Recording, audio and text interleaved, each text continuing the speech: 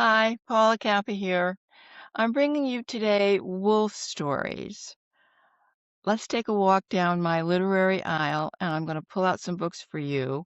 I'm doing this because I love to read wolf stories, not only for my entertainment, but also because I do a lot of research for my writing about wolf stories.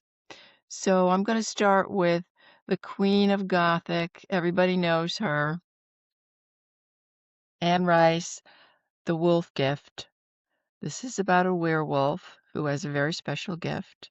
It's thrilling, it's exciting. It takes place in San Francisco, and there's two series in this.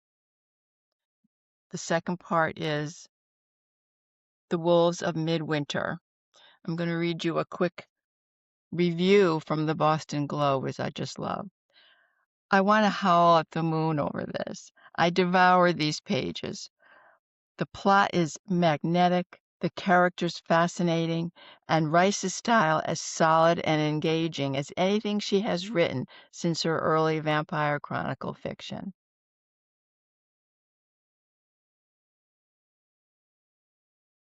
The Last Wolf, Maria Vale. I loved this novel because it tells you the story from the wolf pack's perspective.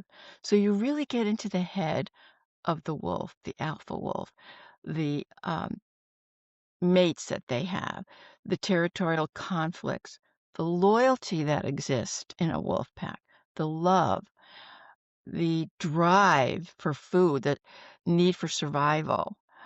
It's an exciting, fast read. Don't miss it. Angela Carter, she's one of my favorites. Now, she writes fairy tales, but in this edition, she has three wolf stories.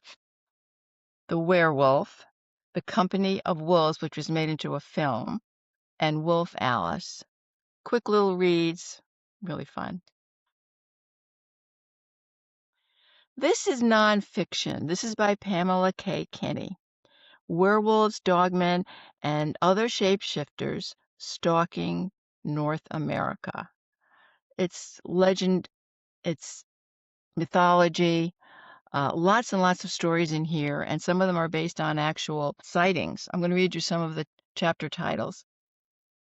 Werewolves in Virginia, Werewolves and Witches, Werewolves from Outer Space and Other Things, Dogmen werewolf stories that ended up on the Travel Channel, Alaskan shapeshifters, shape-shifting witches.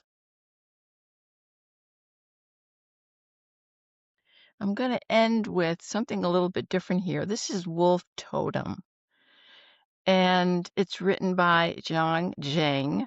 I'm probably not pronouncing it right, but it's a very different from what you've ever read before. And it's based on history. There's a lot of historical things in here. I'm going to read just a quick opening of it. It won all kinds of literary awards, the most notable being the Man Asian Literary Award. So I'm going to read you just the opening, which I think is very exciting. As Chen Zhen looked through the telescope from his hiding place in the snow cave, he saw the steely gaze of a Mongolian grassland wolf. The fine hairs on his body rose up like porcupine quills, virtually pulling his shirt away from his skin. Old Man Bigley was there beside him. This time Chen did not feel as if his soul had been driven out of his body, but sweat oozed from his pores. He had been on the grassland 2 years, but still had not lost his fear of Mongolian wolves, especially in packs. Now he is face to face with a large pack deep in the mountains, far from camp, his misty breath quivering in the air. Neither he nor Bilgi were armed, no rifles, no knives, no lasso poles, not even something as simple as a pair of metal stirrups.